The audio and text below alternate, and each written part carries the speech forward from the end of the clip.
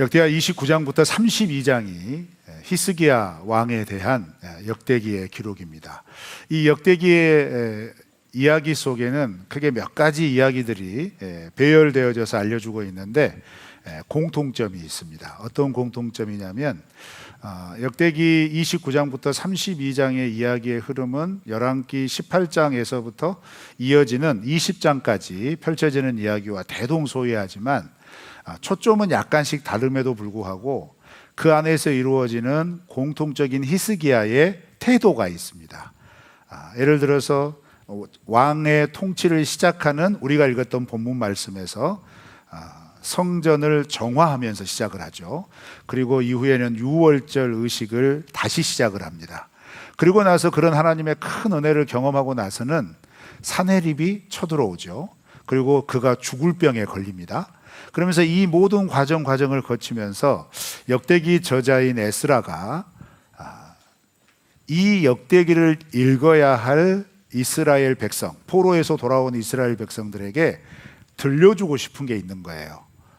깨닫게 해주고 싶은 게 있는 거죠. 그게 무엇이냐면 이렇게 뭔가를 개혁적으로 이끌어가는 역동적인 순간에도 그리고 하나님께서 말씀하여 주신 절기들을 지키는 감격적인 순간에도 그리고 예상치 못한 큰 환난을 직면하는 아수르의 사내립이 침공을 해와서 예루살렘을 포위하는 절체절명의 순간에도 또 개인의 생명이 하나님 앞에 선고를 받아요. 너는 이제 죽는다. 이런 선고를 받거든요. 그랬을 때 에도 히스기야가 어떤 모습을 공통적으로 보여주냐면 하나님 앞에 나아가 기도하는 모습을 보여줍니다. 그리고 그렇게 기도를 했더니 하나님이 응답을 해주시는 것들로 이야기들이 채워져 있어요. 그러니까 히스기야의 이야기는 전체적으로 보았을 때 기도를 들으시는 하나님, 그리고 그 기도를 따라 응답해 주시는 하나님, 이 기도하고 응답해 주시는 것에 대한 분명한 메시지를 보여준다는 얘기죠.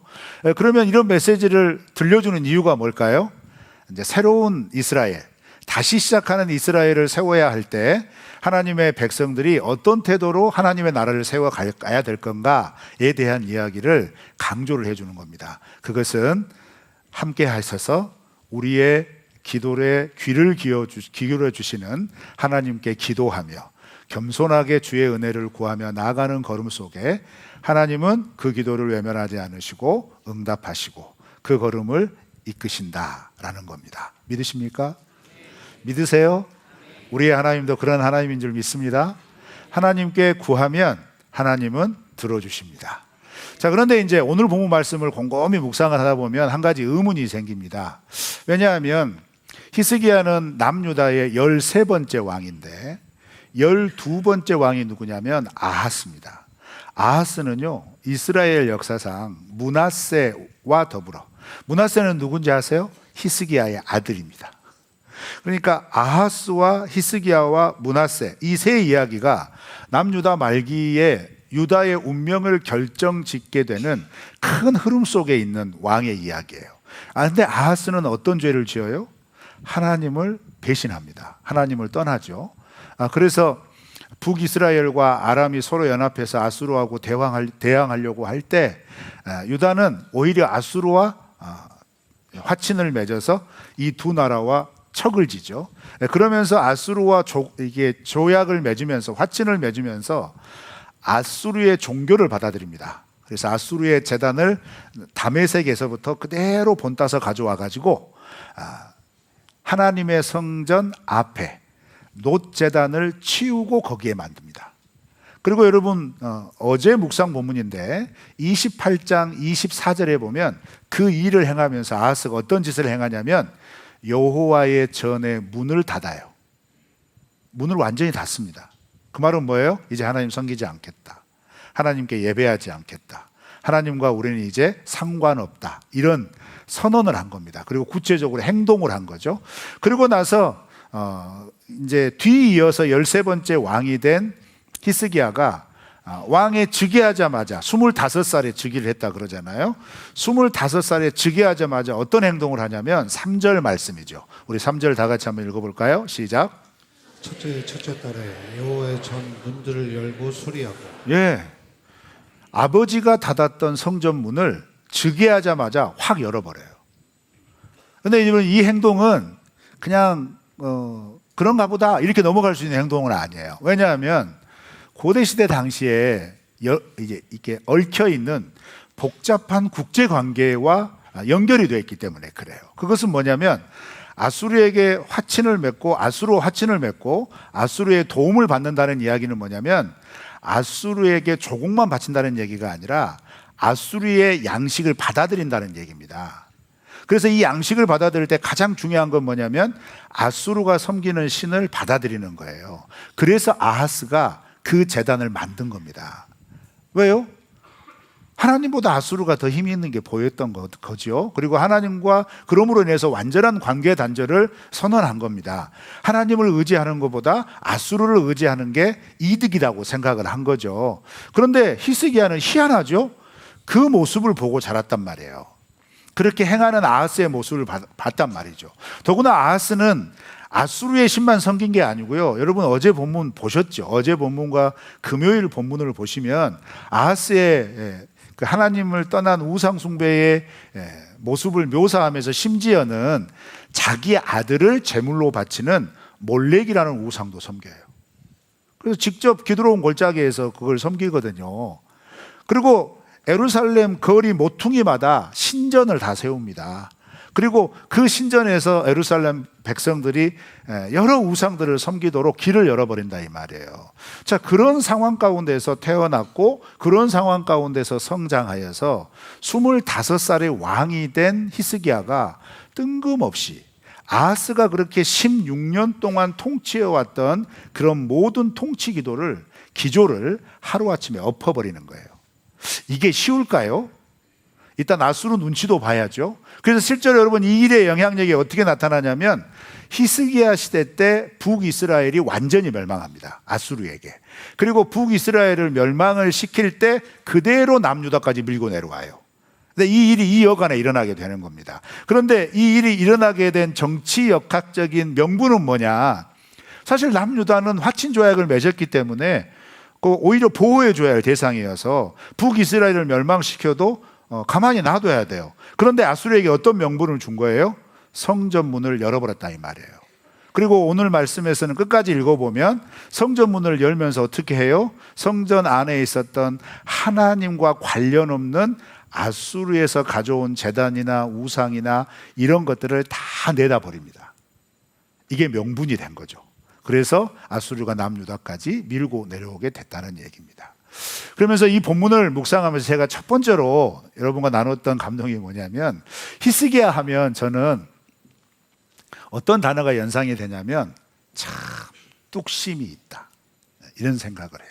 뚝심은 사전을 찾아보니까 두 가지 의미가 있더라고요. 두 가지 의미가 있는데 굳세게 버텨내는 힘을 뚝심으로 표현하기도 하고 또 하나는 좀 미련하게 불쑥 내는 힘을 뚝심이라고 한대요.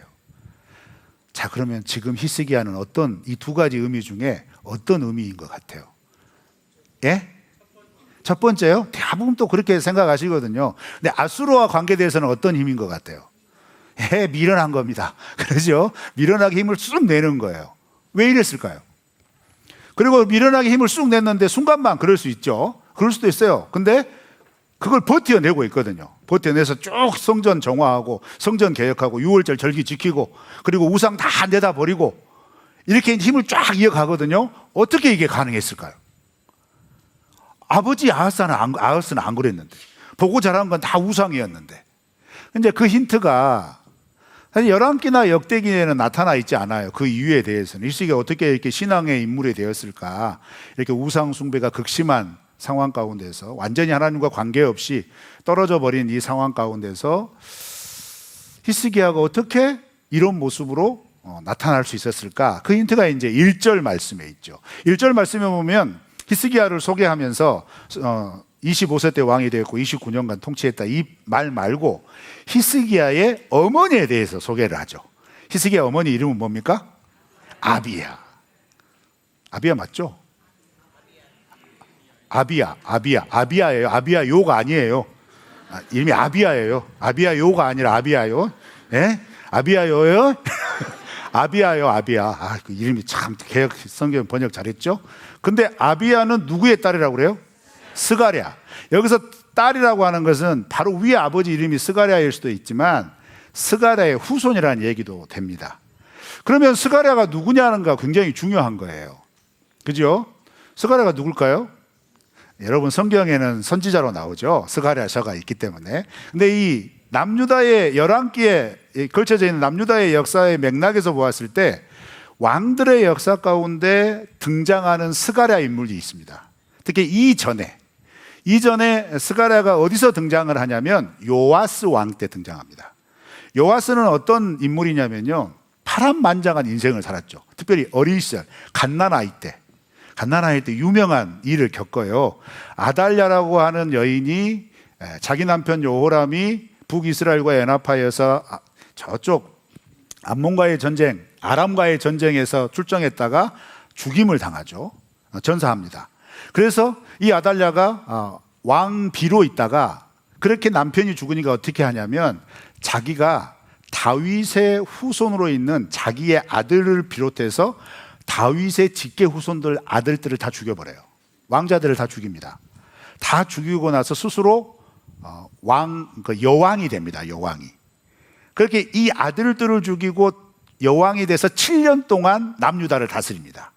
그런데 이렇게 아들들을 죽이는 사화가 일어날 때 궁정 안에서 그 아달랴의 아들 가운데 갓난아이, 그 후손 가운데 갓난아이 이 요하스를 여호사밧이라는 제사장과 여호사부핫이라고 하는 제사장의 부인이 빼돌립니다. 빼돌려가지고 성전에서 몰래 키워요. 그래서 7살 되던 해에 다시 이 요하스를 복권을 시킵니다. 그 이야기가 나오죠. 그래서 이 요하스는요, 그 여호사밧 제사장의 지도 아래 자라서 여호사밧 제사장이 살아있을 때는 하나님의 뜻대로 나라를 통치합니다. 그런데 이 여호사밧 제사장이 죽어요. 여호사밧 제사장이 죽고 나서는 요아스가 어떻게 해야 되냐면 하나님을 떠납니다. 다시 바알을 섬기기 시작해요. 그러니까 다시 바알을 섬기니까 하나님께서 여호사밧의 아들 스가랴 제사장을 보냅니다. 여기서 스가랴가 등장을 해요. 스가랴를 보내가지고 경고합니다. 다시 바알을 섬기고 하나님을 떠나면 하나님의 심판을 받습니다. 이렇게 경고하거든요. 그런데 요아스가 무슨 짓을 한지 아세요? 그 말에 격분합니다. 그래서 명령을 내려서 이 스가랴를 성전에서 돌에 쳐 죽입니다. 그때 죽어요. 학자들이 추측하기로는 정확한 근거는 없지만 그 사독 계열의 스가랴의 후손일 가능성이 있다. 이렇게 추측을 해요. 왜냐하면 그런데 이 일이 일어나는 것은 지금 이 히스기야 왕 때로부터 약 100년 전에 일어난 거예요. 놀랍죠? 그런데 그 명맥이 쭉 이어져 내려왔다는 얘기예요. 구테여 저자가 스가랴의 딸이다라고 밝혔던 것을 추측을 해가지고 이해하자면 그렇다면 히스기야는 어렸을 때 자라나면서 아버지 아하스는 우상 숭배에 치우치고 하나님과 전혀 상관없는 삶을 살아갔지만 그의 어머니 아비야가 그렇게 스가랴의 후손으로서 율법을 지키고 율법을 가르치고 율법을 따라 행하는 것들에 대하여서 교육시키고 그런 신앙적인 정서 속에서 자라났을 가능성이 많다는 거예요. 그래서 그의 심령 속에 하나님과의 관계, 하나님을 의지하는 것에 대한 중요성이 자리 잡고 있었다는 얘기죠. 그 중요성이 자리 잡고 있었던 것이 왕이 되자마자 어떻게 드러나느냐? 첫째 달, 첫째 날부터 성전문을 열어버리게 한 거예요. 계산적으로 생각하면, 주변에 있는 역학관계를 생각하면 성전문 함부로 열면 안 됩니다. 왜요? 이건 아수르를 배반하는 일이거든요. 큰 위기를 자초할 수 있다 이 말이에요. 그런데 히스기야는 그런 인간적인 역학적 관계 계산하지 않습니다. 지금 우리 이스라엘이 어떤 상태인가에 대하여서 먼저 스스로 깨닫고 있었거든요. 그래서 오늘 본문 말씀에 보면 5절 말씀부터 8절 말씀은 그렇게 하나님을 떠난 아하스 시대에 이스라엘 백성들의 삶이 어땠는가에 대해서, 백성들의 상태가 어땠는가에 대해서 조목조목 스스로 진단하고 파악을 해서 고백을 해요. 우리가 이렇게 비참한 상태가 되었다. 주변 나라는 우리를 무시한다. 우리는 이미 이렇게 주변 나라들에게 천덕꾸러기가 되어버리고 말았다. 이런 상태인 것을 고백을 하면서 그렇다면 우리가 왜 이렇게 되었는가 설명한 거예요. 그러면서 말을 해요. 우리가 하나님을 떠났기 때문이다 라는 거예요. 그래서 어떤 계산이 안 되는 상황 가운데 정말 미련스럽게도 세상적인 기반, 세상적인 조건, 이제까지 이어져 왔던 그런 배경 고려하지 않고 하나님과의 관계를 먼저 회복하는 것이 이 나라가 사는 길이다 라고 확신하여서 성전문을 활짝 연 겁니다. 여러분, 이 말씀이 오늘 우리에게 주는 중요한 메시지가 무엇이냐면 역시 우리도 그럴 수 있다는 거예요. 뭐가 그럴 수 있냐면 히스기야의 이 개혁의 이야기는 우리의 어떤 모습을 돌아보게 되냐면 사실 개혁이 쉽지 않잖아요. 더구나 아버지 때 아하스 때부터 16년간이나 이스라엘은 완전히 우상을 섬기는 나라가 됐거든요. 제사장들은 쫓겨나고 레위인들은 흩어졌다 이 말이에요. 그래서 그 하나님을 어떻게 섬기는 것인지에 대한 명맥도 가물가물했을 수도 있다는 얘기입니다. 그렇지만 그런 상황 가운데서도 하나님과의 관계를 이어가고 있었던 히스기야는 하나님과의 관계가 이 나라의 소망이라는 것을 분명히 확신하여서 이런 소망이라는 확신을 정서와 생각에 멈추지 않고 행동으로 발현을 시킨 겁니다. 그런데 이렇게 행동으로 발현을 시키려고 할 때 여러분 생각해 보세요. 반발이 없었을까요? 반발이 일어났을 겁니다. 그렇죠? 쉽게 바뀌지 않거든요. 뭐 우리가 이제 이렇게 어려운 이야기 하니까 여러분 공감이 안 되겠지만 우리의 일상에서 아주 소소한 거 얘기해 볼까요? 여러분 예배 나오실 때 예배를 드릴 때 여러분 대부분은 아마 여러분들이 선호하는 자리가 있을 거예요. 그렇죠? 그러시죠? 근데 왜 그 자리를 선호하시죠? 왜 그 자리를 선호하세요? 왜 대답을 못 하세요? 여기서는 대답하시더만 여기는 조용하시네요. 왜 대답을 못 하세요? 왜 그 자리를 선호하세요? 그 자리에 와야 은혜를 받는 것 같아요. 그죠? 그렇잖아요. 이 자리는 내 자리야. 내가 늘 이 자리에서 예배드리고 이 자리에 기도로 쌓아서 이 자리만 다 은혜가 부어지는 자리인 것 같아. 뭐 이렇게 대충 그렇게 생각을 해요. 그렇죠? 그래서 우리가 이걸 한번 어떤 경우에 충돌이 되는지 아세요? 우리 교회 같은 경우에 성도님들 많이 오시니까 자리가 부족해서 성도님들 늦게 오시고 딱 했고 자리 좀 이렇게 딱 하면 이거 바꾸기가 얼마나 어려운지 아세요? 이렇게 자리 좀 비켜주시면 어떨까요? 그러면 이런단 말이에요. 그러지 않으세요? 역시 우리 교회는 달라요. 안 그래요. 근데 그러신 분이 있다 이 말이에요. 그래서 여러분 우리 교회는 이런 문화를 만들었으면 좋겠어요. 그 자리 고수하는 거 저도 알거든요. 마음이 편해지는 거 알거든요. 그러니까 되게 일찍 오신 분들이 새로운 자리를 닦아보세요. 그래서 앞으로 오세요. 앞자리 쫙 채워놓으시고 뒷자리는 여러분 살다 보면 늦게 올 수 있잖아요. 그죠? 여기저기 쫓겨가지고 어쩔 수 없이 늦게 오실 수 있어요. 그러면 그런 분들이 무한하지 않게 우리 좀 배려해 주는 교회가 되면 어떨까요? 다음 주부터 볼랍니다. 근데 앞에 앉으시면 어떤 분이 저한테 그러더라고요. 목사님 키가 커갖고 목 디스크 걸리겠어요. 그래서 제가 평소에 이 자리에 쓰거든요. 그래서 제가 지금부터 이 자리에 쓰겠습니다. 그럼 앞에 앉으셔도 고개 목 디스크 안 걸리실 거예요. 그러지 않을까요? 자, 근데 이게 쉽겠어요? 우리 다음 주 한번 볼까요? 쉽지 않습니다. 그만큼 개혁은 어렵다는 얘기예요.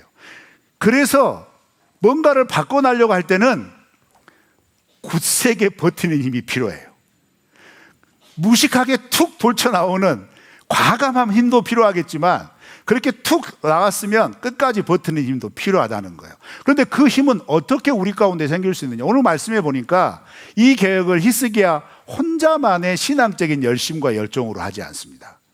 문을 딱 열어놓고 이건 매우 상징적인 거예요. 그 다음에 어떻게 해요? 그 다음에 이어지는 말씀은 레위인과 제사장들을 동쪽 광장에 다 모읍니다. 모아서 무슨 얘기를 하냐면 이런 얘기를 해요. 지금 우리 상태가 이렇다. 이런 비참한 지경에 이른 것은 하나님과의 관계가 끊어졌기 때문이다. 나는 하나님과의 관계를 회복시키고 싶다. 근데 여러분들이 그걸 해야 되는데, 하나님과의 관계를 회복하기 위해서는 우리 하나님 앞에 드리는 예배가 회복이 돼야 된다. 하나님 앞에 나오는 제사가 회복이 돼야 되고, 율법을 지키는 일상의 삶이 회복이 돼야 된다. 이렇게 얘기하면서 그걸 회복하기 위하여 먼저 이 레위인과 제사장들에게 무엇을 요구하냐면, 너희들 먼저 정결해졌으면 좋겠다. 너희들 먼저 성결해다오. 자, 이 이야기를 10절과 11절에서 이렇게 얘기를 합니다. 우리 10절과 11절 다 같이 읽어볼까요? 시작. 언약을 세운 그 맹렬한 너를 우리에게서 떠나게 할 마음이 내게 있으니 내 아들들아 이제는 게으르지 말라.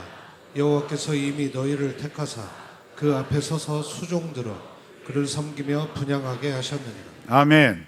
자, 히스기야의 그 간절한 신앙적인 열심, 신앙적인 마음, 간절한 마음을 불쑥 무식하게 튀어낸 거예요. 이거 정치적으로 상황적으로 생각하면 뒷감당 못할 수도 있어요. 그런데 그거 생각하지 않고 히스기야는 무엇부터 본 거냐면 하나님과 나와의 관계만 본 거예요. 하나님과 유다와의 관계만 본 거예요.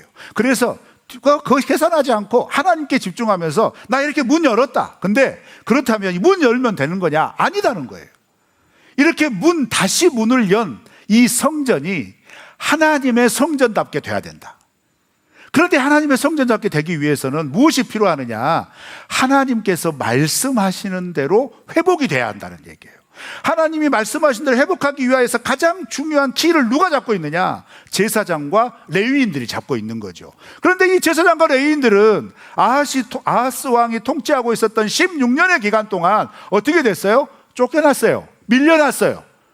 여호와를 섬기는 제사를 드려보지를 못했어요. 무엇보다 그들도 우상의 물에 들었다 이 말이에요. 그러니 무엇부터 해야 되느냐? 너희들 지금 가서 정결의식부터 행해라. 정결의식을 행해서 너희들 스스로 깨끗해져라. 그리고 그렇게 깨끗해져서 깨끗해진 거룩한 상태로 하나님 이 성전에 들어와서 이 성전을 깨끗하게 해라. 여러분, 히스기야가 감정적으로 개혁을 하지 않았다는 거예요. 치밀하게 준비하되 하나님의 말씀의 뜻과 원리를 따라 준비했다는 거. 이거 굉장히 중요합니다. 예를 들어 볼까요? 다윗이 하나님께 감동을 해서 이 통합 이스라엘의 왕이 돼가지고 첫 번째로 행한 일이 뭐냐면 법궤를 옮기는 일이었습니다. 하나님의 법궤를 옮기는 일이었는데 첫 번째 시도할 때 실패해요. 왜 실패합니까? 자기가 하고 싶은 대로 했거든요. 자기가 본 대로 기억한 대로. 그래서 우상단지 섬기듯이 수레에다가 법궤를 싣고 옮기다가 그 수레가 날뛰니까, 수레를 끼는 송아지가 날뛰니까 그 수레에 있는 법궤 떨어질까 두려워가지고 손을 딱 댔던 사람이 죽어버리잖아요. 그래서 찬기가 확 들어온 거예요. 그래서 이 일에 대해서 실패를 한 거예요. 그래서 절치부심해가지고 하나님이 주신 사인을 따라 다시 그 일을 진행할 때 어떻게 해요? 하나님이 정한 방법대로 레위인들이 어깨에 메고 법궤를 옮겨서 다윗성에 드립니다. 자, 이거 뭘 의미해요? 이 사건과 이 사건을 비교를 해보세요. 히스기야는 이 개혁과 이 변화에 대하여 준비를 굉장히 철저하게 했다는 것이에요. 문만 확 열면 개혁이 되는 게 아니라는 거예요. 문 열었으니까 가서 제사장도 들어와서 제사 드려라. 이게 먼저가 아니라는 걸 안 거예요. 무엇이 먼저라는 거예요? 개개인의 하나님과의 관계의 회복이 먼저라는 거예요. 하나님의 일을 감당하는, 하나님의 제사를 감당하는 제사장들이 하나님께서 명령하신 수준의 거룩함에 이르어야 된다는 게 먼저라는 걸 안 거예요. 그렇게 거룩함에 이른 다음에 어떻게 해요? 하나님의 집을 청소하라 이 말이에요. 그래서 성전 안으로 들어가서 성전 안에서부터 밖까지 쫙 나오면서 아하스가 어떤 것은 버렸습니다. 어떤 것은 부숴버렸습니다. 어떤 것은 바꾸었습니다. 어떤 것은 옮겼거든요. 그러니까 그것을 정반대로 원래 있던 자리로 다시 옮기고, 변형했던 것은 다시 회복시키고, 버렸던 것은 가지고 와서 깨끗하게 하고, 부숴서 없애버린 것은 다시 만들고, 이렇게 해서 성전의 정화를 시킨다 이 말이에요. 그 사역을 시켰는데, 여러분 이 일을 어떻게 했느냐? 단 16일 만에 끝냅니다. 어떻게 16일 만에 이 일을 끝낼 수가 있었을까? 11절이 그 힌트를 주죠. 11절 후반절에 그렇게 얘기하잖아요. 야, 너희들 게으르지 말아라. 게으르지 말아라. 뭐예요? 미루지 말아라는 거예요. 쉽게 생각하지 말아라는 거예요. 뭐랄까, 이것은 정말 지치지 않는 힘이 필요하다는 거죠. 그래서 오늘 본문 말씀에는 제가 여러분과 나눌 말씀이 3절과 이 11절에 나와 있는 두 문장의 명령형이에요. 히브리어에 나와 있는 건데요. 3절에는 무슨 명령이냐면 문들을 열어라 명령을 해요. 문을 열어라 이 명령이요. 그 다음에 11절에는 게으르지 말아라 이 명령을 하거든요. 문들을 열어라는 얘기는 뭐예요? 여러분, 우리도 신앙생활 하다 보면 잘못된 신앙의 유산을 자연스럽게 이어받아서 그렇게 신앙생활 열심히 해오다가 어느 날, 여러분 그런 경험 해보시지 않으셨어요? 말씀을 들을 때 성경 공부 양육을 하고 신앙생활을 해나가면서 지금껏 내가 알았던 신앙의 이 전통이 이거 하나님이 좀 싫어하시는 거구나, 하나님 내 뜻하고 좀 맞지 않는 것 같아, 이런 깨달음이 올 때가 있잖아요. 그죠? 없으셨어요? 있잖아요. 도전을 받을 때가 있다 이 말이에요. 그러면 딱 도전을 받았을 때 어떻게 해요? 그걸 바꿔야 되잖아요. 그런데 바꾸는 게 쉽지 않다 이 말입니다. 왜 바꾸는 게 쉽지 않냐? 이때 사단이 역사하거든요. 어떻게 역사하느냐? 그래, 내가 이제 하나님의 뜻대로, 하나님이 말씀하신 이 뜻대로 회복을 해야지. 그러면 바로 동시에 사단은 그 감격의 마음과 함께 무슨 마음을 싹 집어넣냐면, 그런데 이렇게 하면 지금 내 삶에 이게 좀 손해인데, 이게 좀 어려워질 것 같은데, 이런 불안을 줘요. 근데 불안만 주는지 아세요? 또 한 가지 주는 게 마음이 있어요. 그래, 내일 하자. 지금 당장 감동이 왔는데, 그럼 좀 이따 하지 뭐. 이 마음을 줘요. 불안과 미룸을 줘요. 그런데 여러분, 이 마음은요, 굉장히 위험한 거예요. 왜요? 불안은 타협을 가지고 와요. 그죠? 내 마음이 하나님이 주신 믿음보다 더 불안한 마음이 크잖아요. 그러면 자연적으로 이거 하나님도 이해하실 거야, 하나님도 이 사정 잘 아시겠지, 그러면서 점점 어떻게 생각하는지 아세요? 하나님은 사랑이 풍성하시다니까 이해해 주실 거야, 이렇게 되는 거예요. 미루는 것은 또 뭘 가져오는지 아세요? 미루는 것은 포기를 가져옵니다. 미루다 보면 자연스럽게 그냥 잊어버려요. 히스기야 이거 잘 알았습니다. 히스기야 왕은 이런 내면의 상태를 너무 잘한 것 같아요. 그래서 레위인 거처에서 딱 불러놓고 얘기하는 거예요. 성전문 탁 열어놓은 걸 보여주면서 우리 하나님과의 관계 회복해야 되지 않겠느냐, 우리 하나님과의 관계가 무너져서 지금 우리가 이렇게 어려움을 당하고 있는 거 너희들도 인정하지 않지 않냐, 그런데 우리가 어떻게 이걸 회복해야 될 건가? 먼저 너희들 스스로 정결하게 해라. 너희들이 해야 할 일이다.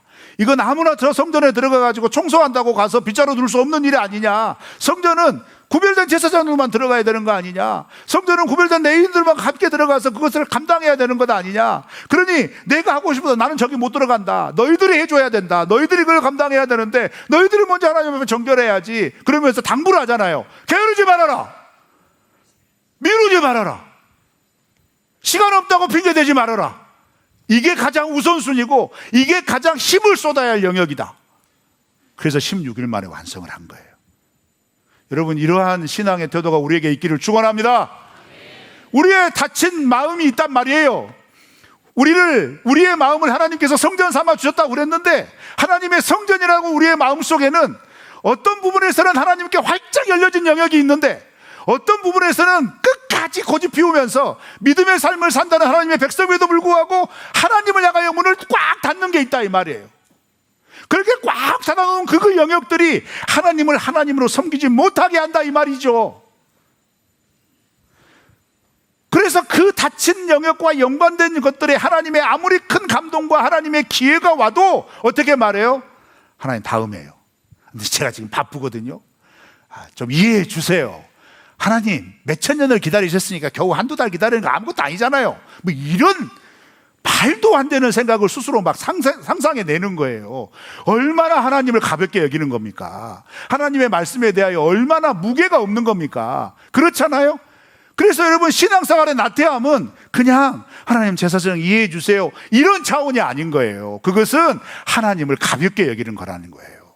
적어도 하나님과의 관계를 회복하려고 의지를 보이고 이제 우리 함께 회복해 나가보자 라고 하는 그 시점에서 히스기야가 레위인과 제사장들에 얘기하는 것은 이 일은 적당히 해서 될 일도 아니고, 이 일은 널널하게 해서 해야 될 일도 아니고, 이 일은 집중해서 해야 될 일이고, 이 일은 가장 우선적으로 해야 될 일인데 제발 이 마음을 동일하게 갖고 우리 함께 마음을 모아서 하나님의 나라 회복해보자, 이렇게 간구한 거예요. 여러분, 우리에게도 이러한 은혜가 있기를 축원합니다. 왜요? 우리도 오늘의 공동체에게도 하나님께서 그렇게 말씀하실 수 있어요. 한국 사회에 얼마나 많은 교회가 있습니까? 그 수많은 교회들 가운데 하나님의 마음에 합한 교회가 돼야 되지 않겠습니까? 우리 교회 공동체를 통하여 하나님의 나라가 하나님께서 말씀하신 말씀의 뜻이 온전하게 구현이 되며 건강하게 세워지는 교회를 향한 꿈이 있지 않습니까? 우리가 하나님 나라 진실한 공동체를 이루어 나가기 위하여 마음을 모으고 힘을 모으자고 우리 함께 동의하지 않았습니까? 그러면 그 일을 해 나갈 때, 목사님 열심히 하시면 우리 알아서 잘 따라갈게요, 장로님들만 열심히 하시면 되죠, 권사님 열심히 하시고, 목자들이 잘하고 있는데요, 이러면 안 된다 이 말이에요. 우리 함께 힘을 모아야죠. 그래서 여러분, 오늘 본문 말씀 읽지 않은 12절부터 19절까지는 그렇게 스스로 정결케 한 레위인과 대제사장들이 성전 안으로 들어가 가지고 정말 열심히 성전 정화를 위하여, 사실 이게 정말 불가사의한 게 뭔지 아세요? 성전의 집기를 만드는데 7년 반 걸렸거든요. 아세요? 그런데 그 집기 가운데 벌어진 것도 있고 사라진 것도 있고 부서진 것도 있고, 그것들을 복원하는데 여러분 16일 가운데 8일은 성전 안에 청소하고 8일은 성전 바깥에 청소하면서 이 16일 동안 이걸 같이 진행해 나가는, 이게 불가사의한 거예요. 그런데 그 일이 놀랍게도 완성이 됩니다. 그리고 나서 이렇게 정화가 된 성전을 보고 히스기야가 백성들을 모아서 자기들끼리 결정하게 만들어요. 우리 유월절 지키자. 그래서 둘째 달 14일에 모이기로 전국으로 편지를 보냅니다. 그리고 그렇게 깨끗하게 된 성전으로 다시 온 백성들이 모여서 어떻게 해요? 유월절 절기를 지켜요. 그러면서 성전 정화의 피날레를 갖습니다. 이제 우리는 하나님만 섬기는 민족이다, 우리는 이제 하나님만 섬기는 백성이 될 거다 하면서 그 일을 가열차게 진행해 나가거든요. 그런데 그 진행하는 첫걸음에 분명히 보여주는 거예요. 개혁은 한두 사람의 열정으로 되는 거 아니라는 거예요. 개혁은 함께하는 공동체가 있어야 된다는 거예요. 여러분, 우리 공동체가 그런 공동체 되기를 바랍니다. 하나님 말씀에 민감하고 하나님 말씀을 지켜내기 위하여 열심히 지키세요 하는 그런 것이 아니라, 우리 함께 지켜내기 위해 앞서거니 뒤서거니 혹은 함께 가기 위하여 실패하는 거 격려하고 포기하는 거 격려해서 다시 일으켜 세우고, 그래서 하나님의 말씀대로 살아내기 위하여 우리가 내 걸걸음을 같이 내디딜 때 그 공동체 안에 하나님의 함께하심의 신비로운 역사가 분명히 나타날 줄 믿습니다. 하나님의 동행하심의 증거들이 분명히 일어날 줄 믿습니다. 그래서 여러분, 야고보 사도가 우리에게 이렇게 경고해요. 야고보서 1장 22절입니다. 우리 다 같이 한번 읽어볼까요? 시작. 너희는 말씀을 행하는 자가 되고 듣기만 하여 자신을 속이는 자가 되지 말라. 아멘. 현대교회 그리스도인들에게 문제가 뭐죠? 듣기만 잘해요.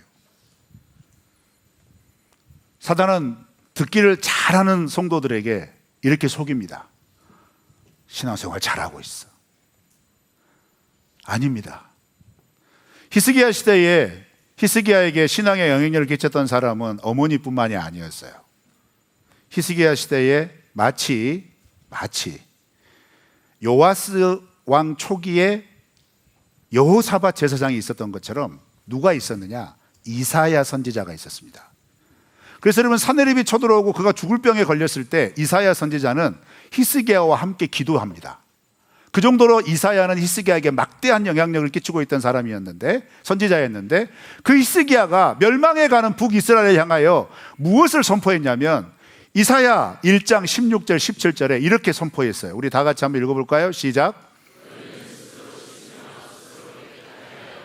내 목전에서 너희 악한 행실을 버리며 행악을 그치고 선행을 배우고 정의를 구하며 학대받는 자를 도와주며 고아를 위하여 시원하며 과부를 위하여 변호하라 하셨느니라. 아멘. 여호와께 돌아와라, 죄악된 상황에서 돌아와라 라고 말씀하시면서 돌아오는 구체적인 것들에 대해 얘기를 할 때 성전에 와서 예배해라, 제사 제물 잘 드려라, 이 얘기 먼저 한 게 아닙니다. 뭘 먼저 말했느냐, 너희들의 일상에서 하나님의 백성이라면 하나님의 공의, 하나님의 사랑, 그게 드러나야 한다는 거예요.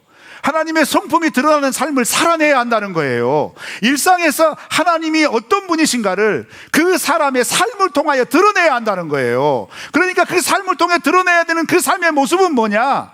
늘 하나님 앞에서 내가 하나님의 백성인지를 돌아보라는 얘기입니다. 씻으며 깨끗하게 하며, 그 말이에요. 말씀으로 나를 비춰보라는 얘기입니다. 말씀으로 내 마음을 씻으라는 얘기겠죠. 그러면서 그 다음에 뭐라고 얘기를 해요? 내 목전에서, 즉 하나님이 보시는 것 앞에서, 하나님이 보시는 것처럼 여기면서 뭘 하라고 그럽니까? 예배 드리라고 그래요? 아니에요.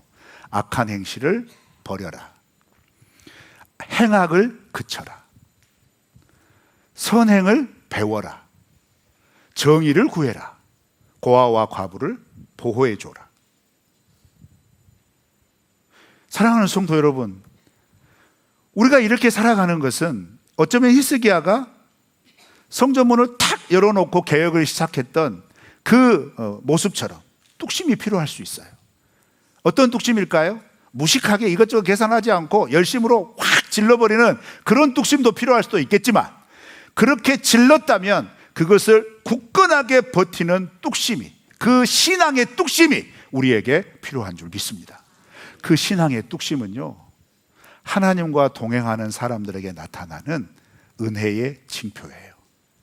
최우선, 최고의 순종을 마다하지 않고 끝까지 감당하는 삶, 그것이 우리의 삶을 변화시키고 우리를 더욱더 하나님의 백성답게 우리의 삶을 이끌어주는 하나님의 은혜의 증거가 될 줄 믿습니다.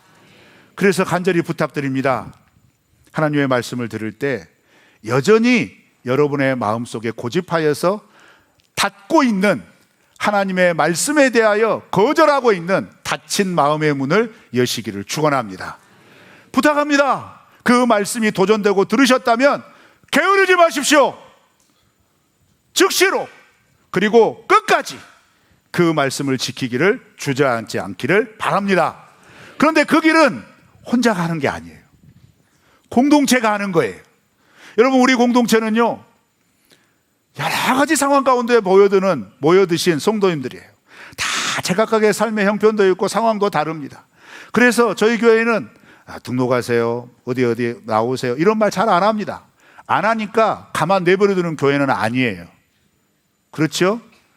그래서 가끔가다 이런 말 합니다. 여러분, 등록만 해서 예배만 드리지 마시고 목장 모임에 참여해 보시길 바랍니다. 삶이 변할 겁니다. 왜요? 함께 변화되어져 가는 공동체를 경험하실 수 있을 거예요. 저 혼자 신앙생활 하잖아요.